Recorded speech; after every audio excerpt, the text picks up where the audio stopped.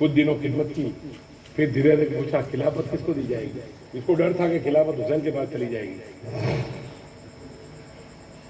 लालचू चमचे होते हैं ना, उनका हाल ऐसा ही होता है। लालचू चमचे जो होते हैं ना, उनका काम ऐसा ही होता है। हमें लालचू समझ में नहीं आ जाता। अच्छा, वो लालचू समझता है कि किसी को पता नहीं है, लेकिन जमाना सब जानता है। जमाने को सब पता होता है कि इसमें कितनी लालच है किसी चीज को पाने की। तो यजीद ने बड़ी कोशिश की। तो मेरे आका इमाम आली मकाम की बारगाह में जो ये वसीयतनामा लिखा था अमीर माविया ने, वो और एक वसीयतनामा रियाया का था, वो यजीद को दिया। और इसके बाद अमीर माविया दुनिया से पर्दा कर गए। अमीर माविया ने पर्दा किया। इसके बाद वो जब शाही इख्तिदार पर आया, कुर्सी मिलने की देर थी, कुर्सी मिलने पर आ गया। क्योंकि वो पहले से ही नाजायज था, पहले से ही वो खराब था, पहले से ही वो खराब था।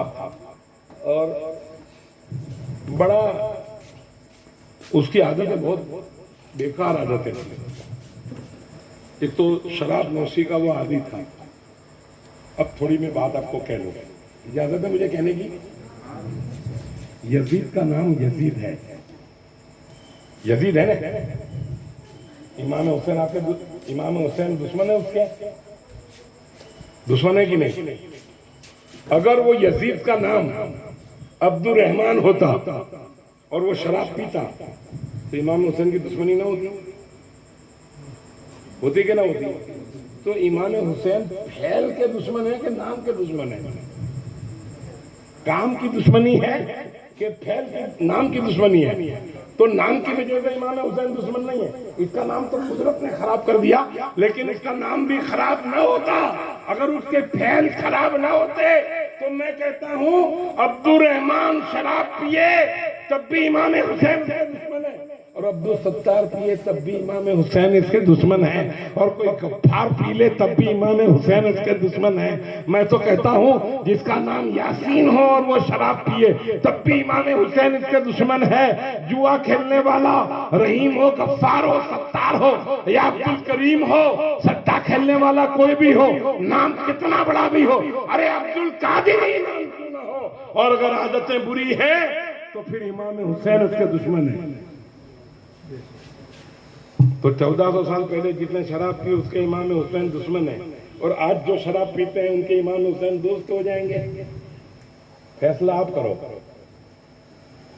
ताजिया पकड़ने से दोस्त हो जाएंगे? इमाम हुसैन को खुद को पकड़ने से वो दोस्ती न हुई, इमाम हुसैन की नजरों के सामने था और दुश्मनी दोस्ती में न बदली। इमाम हुसैन खाते थे पास में, दोस्ती दुश्मनी से, दुश्मनी दोस्ती से न बदली। फैल खराब थे। हुसैन कहते हैं कि ये मदीने में मरेगा तो भी ये फैल सनी ही कहलाएगा, लिहाजा ये दुश्मन दुश्मनी रहेगा। तो मेरे भाइयों और मेरे बच्चों, अगर आज आपके अंदर गलत आदत है तो हुसैन मेरे दोस्त तो करबला से रह करके भी यहाँ नजर डाल सकते हैं, यहाँ नजर डाल सकते हैं। तो ताजिया बनाने से सिर्फ काम नहीं चलता, आदतें सुधारने से काम चलता है। शराब पीते हो तौबा कर लो, जुआ खेलते हो तौबा कर लो, वर्ली पे जाते हो तौबा कर लो, रतन खतरी पे जाते हो तौबा कर लो। मेरे दोस्तों, फैले सनी से इर्तिकाब है, तौबा कर लो। और जब तौबा कर लोगे गलत रविश से, तो वही हुसैन ने जैसे हुर को सीने से लगाया था ऐसे आपको भी सीने से लगा लेंगे, ऐसे आपकी मोहब्बत भी कबूल कर लेंगे। और जब तक ईमान न हो, जब तक ईमान न हो, वहां तक कोई काम कबूल नहीं होता। कोई आदमी जब शराब पीता है और उसके हाथ में शराब की बोतल होती है, तब तक वो ईमान उसके अंदर रहता है। ये होठों तक उसको लाता है तब भी ईमान उसके अंदर रहता है। ईमान निकलने की कोशिश में होता है, मगर ईमान क्या कहता है कि अभी उसने हाथ में पकड़ा है, शायद टूट जाए, शायद छोड़ दे, शायद बदल दे, तो मैं वापस उसी के अंदर रह जाऊं, वापस रह जाऊं। जब ये होठों से लगा लेता है और घूंट भर लेता है, और जब वो अंदर जाता है हलक से, ईमान बाहर निकल, वो ईमान बाहर निकल जाता है। मगर कुर्बान जाइए नबी की मोहब्बत पर, वो शराब का नशा जब उतर जाता है तो वो ईमान उसके अंदर वापस आ जाता है, वो ईमान उसके अंदर वापस आ जाता है। اچھا وہ شراب کی حالت میں جو بولتا ہے تو یہ اس سے ہی پتہ چلتا ہے نا کہ اس کے اندر ایمان نہیں ہے. ایمان ہوتا تو یہ ماں کو نہ پہچانتا, ایمان ہوتا تو یہ بہن کو نہ پہچانتا, ایمان ہوتا تو یہ بچوں کو نہ پہچانتا. تو شراب پینے میں ایمان بھی گیا. اچھا ایمان گیا تو آپ ایمان کو کیا سمجھتے ہو؟ رسول کی محبت چلی گئی, رسول کی عقیدت چلی گئی, ماں کی ممتا چلی گئی, باپ کا پیار چلا گیا, پڑوسیوں کی محبت چلی گئی, غریبوں کا حق چلا گیا. میرے دوستوں پریشانوں کی پریشانیاں دور کرتے تھے, وہ جذبہ چلا گیا. اب تمہارے منہ سے اللہ اکبر نکلتا تھا, اس کی جگہ پر گالیاں نکلنی شروع ہو گئی. پہلے دعا نکلتی تھی, اب برائیاں نکلنی شروع ہو گئی, کیونکہ ایمان نکل گیا. اب تمہارے کو کوئی پردہ رکھنے والا نہیں ہے. اس لیے میرے نبی نے کہا ہے کہ شراب تمام گناہوں کی ماں ہے. شراب پینے سے شراب اکیلا ہی گناہ ہوتا ہے ایسا نہیں, اس کے بعد بہت سارے گناہ بڑھ جاتے ہیں. اور اس کام کو ہمارے جوان کبھی کرنے لگ جاتے ہیں تو سوچتے ہی نہیں. پھر بولے محرم کے مہینے میں نہیں پیتے تو باقی مہینوں میں مسلمان نہیں رہتے. تمام دن تو اللہ کے ہیں, تمام وقت تو اللہ کا ہے. لہذا اس بہوروپی کی طرح مسلمان مت رہو. مسلمان ایسے رہو کہ جیسے اللہ کے رسول نے فرمایا ہے, جیسے میرے نبی نے کہا ہے. آپ نے تو تاجیہ میں بھی جوان, آپ نے تو بدھو کام کری ہے. میں کہتا ہوں تیری عظمت کو کیا ہو گیا, تیری بلندی کو کیا ہو گیا, تیری عقل پر کیا پتھرے پڑ گئے. بدھو کام کرنے کے لیے اللہ نے تجھے یہاں بھیجا ہے. یہاں سب کام ہے, یہ دنیا ہے دنیا. جنت میں سب کام نہیں ہوں گے, جہنم میں سب کام نہیں ہوں گے. جنت میں برے کام نہیں ہوں گے اور جہنم میں اچھے کام نہیں ہوں گے. جنت میں پریشانی نہیں ہوگی, جنت میں راحت نہیں ہوگی. جہنم میں ایک ہی کام ہے, جنت میں راحت ہی راحت ایک ہی کام ہے. اور دنیا میں جنت کا بھی کام ہے اور جہنم کا بھی کام ہے. یہاں دو کام ہے, اور ان دونوں کاموں سے اگر جہنم سے بچنا ہے تو برائی چھوڑ دو, اور جنت میں جانا ہے تو نیکی کرنا شروع کر دو. جنت میں جانا ہے تو نیکی کرنا شروع کر دو, ورنہ 50 سال ہوتے دیر تھوڑی لگے گی. یہ عنایت 60 برس کا ہو گیا. اب اس کو دھیرے دھیرے پتہ لگتا ہے کہ عمر ہوتی ہے, ابھی اور پتہ چلے گا, اس کو ابھی اور چلے گا. پتہ تو چلتا, 60 سال کی عمر ہو جانے کے بعد پتہ نہ چلے یہ نہیں ہوتا, پتہ چلتا ہے. اور پتہ جب چلتا ہے اور کسی کے لیے بھلائی کی ہے تو دلوں میں خوشی ہوتی ہے. اور بڑھاپے میں خوشی آوے وہ بہت اچھی بات ہے. بڑھاپے میں انسان خوش رہے, ٹینشن نہ آوے. بڑھاپے میں انسان اطمینان رکھے, پریشانی نہ ہو. بڑھاپے میں انسان دکھی نہ ہو, نماز نہیں پڑھاتی دکھ نہ ہو, پیشاب نہیں ہوتا دکھ نہ ہو, پیٹ نہیں بلتا دکھ نہ ہو, روٹی نہیں چباتی دکھ نہ ہو, دانتیں ٹوٹ گئے دکھ نہ ہو, حلق سوکھ گیا دکھ نہ ہو, بڑھاپے میں چلا نہیں جاتا دکھ نہ ہو. وہ بڑھاپا رحمت, وہ بڑھاپا برکت, وہ بڑھاپا عظمت, وہ بڑھاپا نیاز, وہ بڑھاپا کامیابی.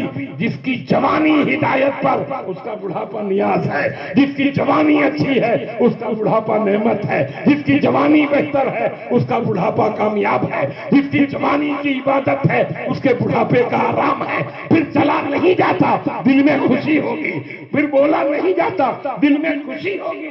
اس لیے کہ جوانی میں غلط کاریہ نہیں کیے تھے, جوانی میں برا کام نہیں کیا تھا. جوانی علی اکبر کے جیسی تھی, جوانی عباس علمبردار کے جیسی تھی, جوانی امام حسین کے جیسی تھی. اور جوانی اگر یزید کے جیسی ہوگی تو حسین کی عمر میں روتے بھی نہیں آئے گا, بڑھاپے میں پچھتاوا آئے گا. اس لیے کسی شاعر نے کہا, کر جوانی میں عبادت کاہلی اچھی نہیں, اور جب بڑھاپا گیا تو کچھ بات بن پڑتی نہیں.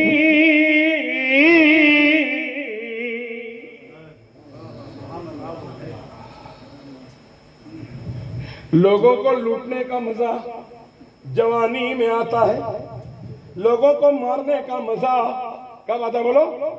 مکان بنانے کا مزہ, کپڑے پہننے کا مزہ, ادھر ادھر جانے کا مزہ, مکان میں آنے کا مزہ، مکان سجانے کا مزہ، شادی کرنے کا مزہ، بچے ہونے کا مزہ، پڑوس میں جانے کا مزہ، غریبوں کی مدد کا مزہ، تو سارے مزے اگر جوانی میں آتے ہیں تو میرے نبی نے کہا قرآن پڑھنے کا مزہ، نماز پڑھنے کا مزہ، عبادت کرنے کا مزہ، روزے رکھنے کا مزہ، غریبوں کی مدد کا مزہ، اور کسی کے کام آ جانے کا مزہ، اور پھر مرنے کا مزہ،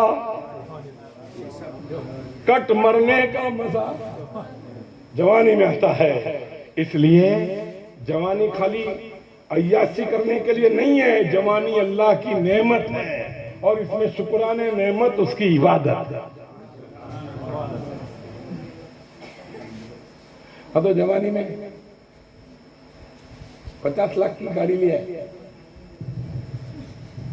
دوسرا اٹھا تو 55 لاکھ کی لیا ہے، تیسرا اٹھا تو قرضہ کر کے ہیلی کاپٹر لیا ہے۔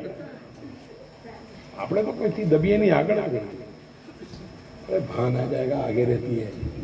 خدا کو یاد کر، عبادت میں رماسی کر۔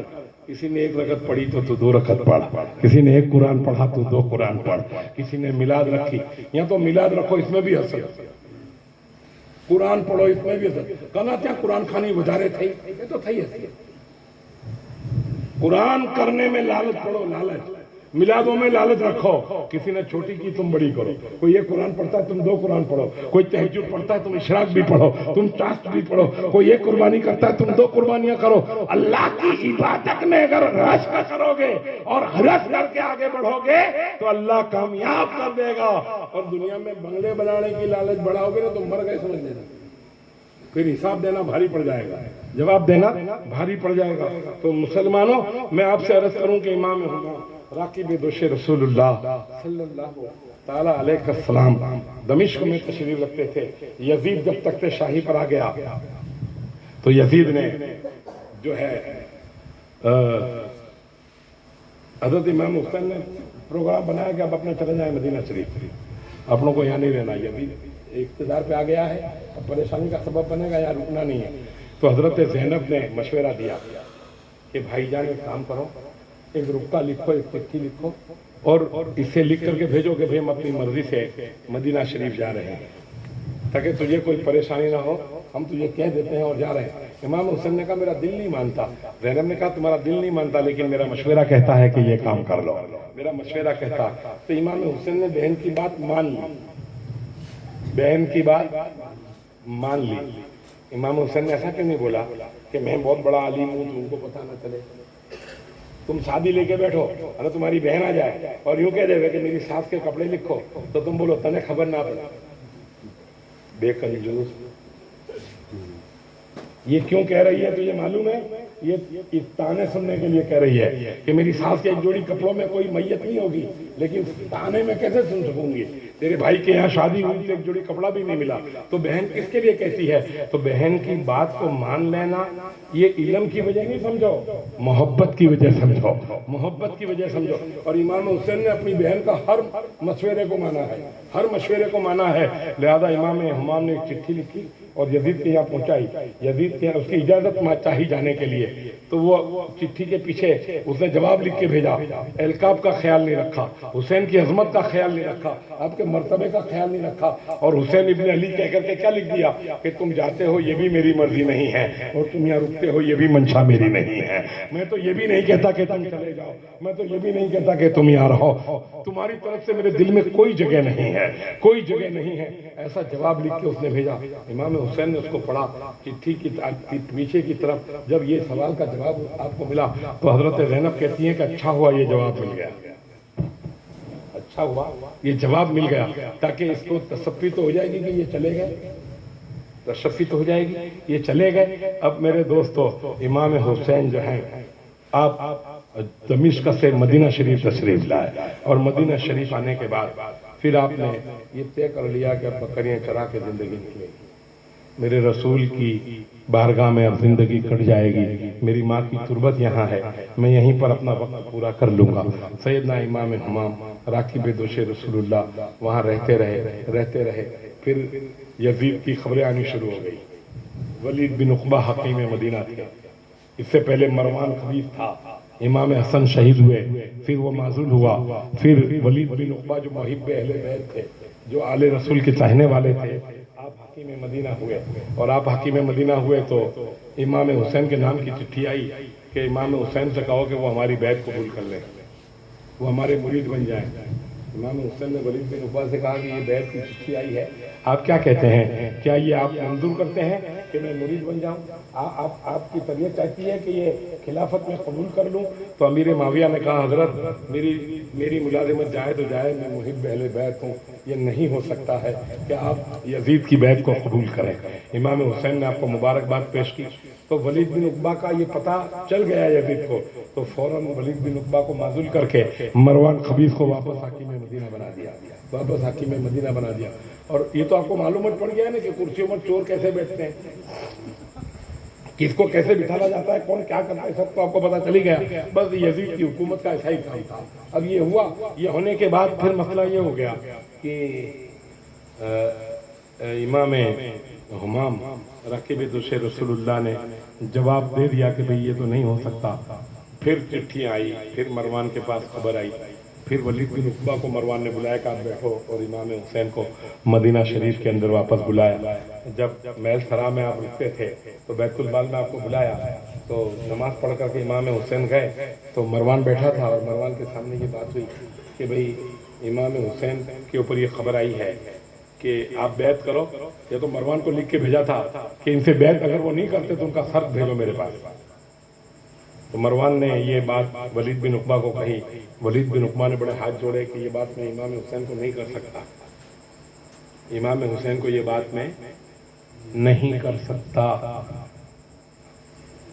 ہمارے لوگ کیسے ہوتے ہیں بھائی، اگر میں محمد بھائی کی برائی کروں تو رفیق صاحب میرا نام لے کے ان کو بولیں گے بابا آپ کی برائی کرتے تھے، تو اس وقت میں رفیق صاحب کو یہ چاہیے تھا کہ محمد بھائی اگر آپ کی محبت میں ہے تو توڑ کے جواب بابا کو رفیق صاحب ہی دے دیں۔ یہ بات محمد بھائی کی تک نہیں پہنچنی چاہیے۔ تو ولید بن عقبہ نے کہا کہ یہ نہیں ہو سکتا، تو مروان خبیث نے کیا کہا کہ ولید اچھا موقع ہے کہ ہاتھا پائی کر لو، سر اتار لو۔ امام حسین سن گئے۔ امام حسین نے کہا اے حاکم مدینہ، اے مروان خبیث، تو جانتا ہے میں محمدی کچھار کا شیر ہوں، میرا نام امام حسین ہے، میں علی کا لال ہوں، آجا، تجھے اگر جگر آزمانا ہے تو آجا میدان میں، چل یہیں پر ہاتھا پائی ہو جاتی ہے۔ ولید بن عقبہ نے معافی چاہی، باہر اب امام حسین کی بٹالین کھڑی تھی، بڑی مشکلوں سے ہاتھ جوڑ کر کے امام حسین کو واپس کیا۔ امام حسین گھر گئے اور پھر واپس یہ فتنہ خوریاں چالو ہی رہی۔ اب چالو فتنہ خوریوں میں امام حسین نے یہ طے کر لیا کہ اب مدینہ نہیں رہنا ہے۔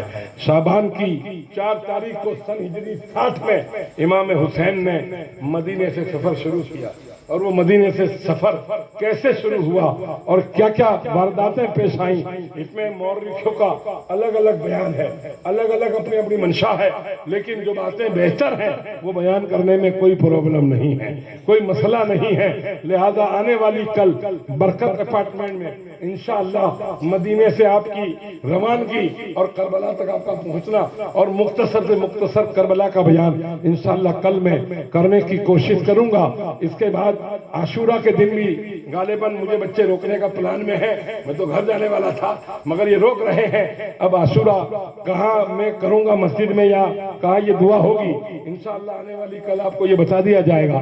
بہرحال تو عاشورہ کے بعد پھر میری روانگی ہونے کا میرا پکا ارادہ ہے کہ میں اپنے گھر کی طرف چلوں گا۔ بہرحال آپ نے بڑی محبتوں کے ساتھ، بڑی عقیدتوں کے ساتھ ساتھ دیا امام حسین کے ذکر کو سماعت کرنے میں، اور آپ بڑی کوششوں کے ساتھ تشریف لائے اور آپ آئے۔ آپ کا آنا مبارک، آپ کا بیٹھنا مبارک، آپ کی محبت کو اللہ زندہ باد رکھے، اور میری یہ دعا ہے کہ امام حسین کے صدقے میں اللہ تمام آپ کی پریشانیوں سے آپ کو نجات عطا فرمائے۔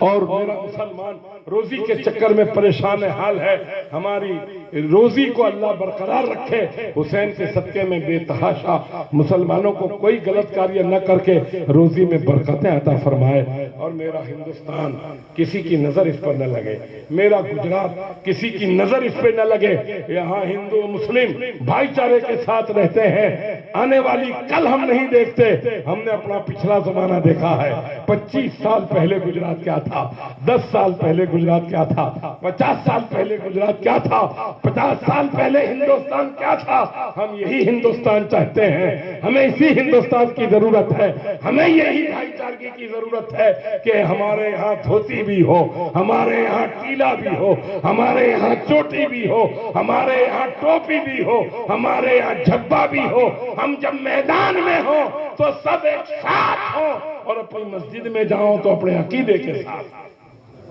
اللہ اس طریقے سے ہمیں جینے کی توفیق رفیق عطا فرمائے، اور اللہ تبارک و تعالی جن بچوں نے جس کوششوں کے ساتھ خالق نے، یاسین نے، سمیر نے، اس کے علاوہ حسینی کمیٹی کے 15-20 بچے ہیں، یہ سب بھی اس کوشش میں لگے ہوئے ہیں، اللہ انہیں لگائے رکھے، اور خلیفہ محمد حسین نے، مولانا عثمان صاحب نے، مولانا مبارک صاحب نے سسٹم کے اعتبار سے بہت ہی اچھا کام کیا ہے، مولانا رفیق صاحب بھی آئے ہیں، لہذا جتنے حضراتوں نے ہمیں ساتھ دے کر کے اس جشن کو کامیاب بنایا ہے، اور اس جشن کو دام درہم سخن جس نے حصہ لیا ہے، اور اس جشن کے منانے میں آپ کسی ایک پر کوئی چیز کو ڈالنے کی کوشش نہ کریں، آپ کی حیثیت کے مطابق آپ کام کریں، آپ مدد کریں، اگر آپ پیسہ خرچ کر سکتے ہیں تو آپ کی دعوت کی ضرورت نہیں ہے، آپ کو کہنے کی ضرورت نہیں ہے، آپ آ کر کے کہو نیاز میری طرف سے ہوگی، آپ آ کے کہو اسٹیج میری طرف سے ہوگا، آپ آ کے کہو سسٹم میری طرف سے ہوگی، آپ آ کر کے کہو منڈپ میری طرف سے ہوگا، آپ آ کے کہو کرسیاں میری طرف سے ہوں گی، اور آپ سب مل کے کہو کہ ہم سب ملیں گے تو جشن امام حسین ہوگا۔ ایسا اگر ہم کریں گے تو پھر یہ جشن جشن ہوگا، اور قیامت کے دن بھی سرکار کی نگاہ کرم میں یہ سب ہوں گے، لہذا کسی ایک کے ذمے یہ تو یہ کرتے، یہ تو یہ کرتے، یہ تو یہ کرے چھے، کب تک ایسا دماغ رکھو گے، کب تک ایسی زندگی گزارو گے؟ کتنے بڑوے آئے اور چلے گئے، کتنی تمہاری پیڑیاں آئیں اور چلی گئیں، اور یہ پیڑیاں بھی چلی جائیں گی، تو آنے والی پیڑیوں کو آپ کیا سبق دو گے؟ آنے والی نسلوں کو آپ کیا سبق دو گے؟ یوں تو کہتے ہو کہ بدا ملینے رہو، بدا حلینے رہو، اور کوئی کام آتا ہے تو ایک پہ ڈال دیتے ہیں، اینے کریو چھے تو یہ جانے، یہ کرے چھے اینو نام تائے چھے، ارے نام چھوڑو، یہ حسین کا نام ہے، یہ حسن کا نام ہے، یہ کربلا کا نام ہے، آپ تعزیے میں آتے ہو، محبت رسول کو پیش کرو۔ بوریے کا تعزیہ تعزیہ ہے، اور گوروے کا تعزیہ تعزیہ نہیں، ایسا کوئی کہہ سکتا ہے؟ چھوٹے بچے منت کے تعزیہ بناتے ہیں، اس کو بھی لوگ تعزیہ کہتے ہیں، یہ میرے دوست فکس تعزیہ بنا دیا گیا ہے، اس کو بھی لوگ تعزیہ کہتے ہیں، چھوٹا ہو یا بڑا ہو سب تعزیہ ہوتے ہیں۔ تو امت محمد رسول اللہ میں جتنے حسینی ہیں وہ پیسہ خرچ کریں تو بھی حسینی ہے، نہ خرچ کریں تو بھی حسینی ہے، نیاز کھائیں تو بھی حسینی ہے، نیاز کھلائیں تو بھی حسینی ہے، بس یہ بات ہے کہ ایک تسبیح کے دانوں کی طرح رہو تاکہ حسین کی نظر میں رہو۔ ہم یزید نہیں ہیں کہ الگ ہو جائیں، ہم حسینی ہیں، ہم تو سب کو ساتھ لے کر چلیں گے۔ اللہ تبارک و تعالی ہم سب کو نیک راستے پر چلنے کی توفیق رفیق عطا فرمائے، اور جن بیٹیوں نے، جن ماؤں نے، جن بچوں نے، جن بزرگوں نے، جس نوجوانوں نے میرا استقبال کیا ہے، میرے ساتھ محبت کا دم بھرا ہے، اللہ اس کا بدلہ آپ کو عطا فرمائے۔ محمد الرسول اللہ کے صدقے میں مولا تمہیں مالا مال کرے، اور گوروا کے اندر حسینی چوک میں یہ اوسر میرے لیے اور آپ کے لیے مبارکباد کا اوسر ہے، یہ جلسے کو مولا قبول فرمائے۔ پھر اللہ نے زندگی اگر باقی رکھی اور آپ نے یاد کیا تو بندہ حاضر ہے، پہلے گوروا تھا، آج بھی پہلے گوروا ہے، راحت میں بھی پہلے گوروا تھا، مصیبت میں بھی گوروا ہے، تو صبر میں بھی گوروا ہے، تو پھر ہر حال میں گوروا ہے ہی ہے۔ اب گوروے کا کوئی بچہ مجھے آواز دے میں تتپر ہو کر میری یہ کوشش ہے کہ میں اس کا کام کرنے کے لیے پہنچ جاؤں. خوب کی سیر چمن گل چنے شاد رہے, باغباں جاتا ہوں میں گلشن تیرا آباد رہے. میرا طریق امیری نہیں فقیری ہے, میرا طریق امیری نہیں فقیری ہے. خودی نہ بیچ غریبوں میں نام پیدا کر. وآخر دعوانا ان الحمدللہ رب العالمین.